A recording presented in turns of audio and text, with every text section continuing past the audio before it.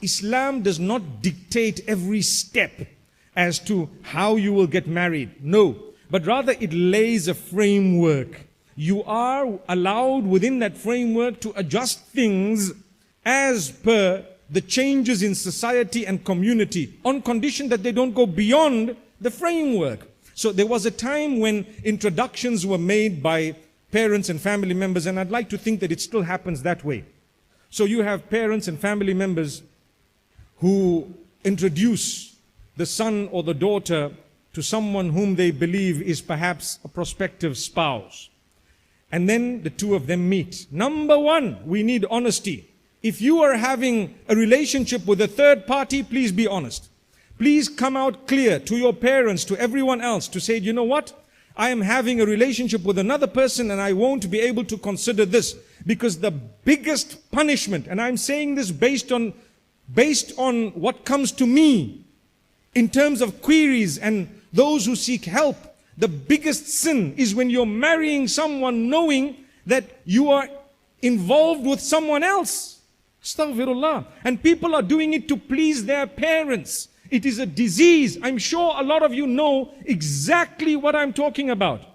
So my beloved parents, don't push your children to the degree that you've issued a death sentence to someone else's daughter or to someone's son when your daughter or son was involved with a third party and you blocked it, squashed it, and sometimes the way you dealt with it, they didn't even have the courage or the guts to let you know that there was something else going on. How many of us have heard of those whom out on their honeymoon, they're busy texting or sexting someone else? And that's supposed to be a honeymoon. It's a reality. When we talk about marriage and relationships, in this day and age, we have to raise these issues. Because if we don't, who is going to raise them?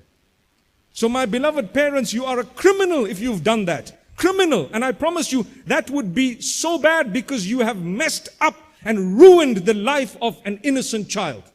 Someone else. You've ruined their lives to the degree that you don't even realize they could have been happier with someone else, and they would have been happier had they not even been married. So this is why we say, just be honest. You come forth and you say, unfortunately or fortunately, whatever it is, I'm not interested here, I'm involved somewhere else, I'm interested in a third party, my parents are forcing it on me. And now we have a bigger problem where the guy says, yeah, I know that they're forcing you, but I don't care. I don't mind, it's fine.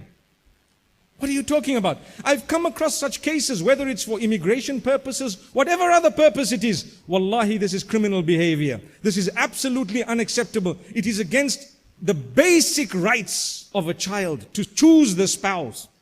You're never allowed to impose a decision of who to marry as a parent. That's not a right that Allah has given you. The child has a right to refuse and to reject and to say, no, I'm not interested, and so on. You have to open your ears. You have to listen attentively. What do they want? What are they seeking? The introductions used to be made. I think they are still made in a lot of communities.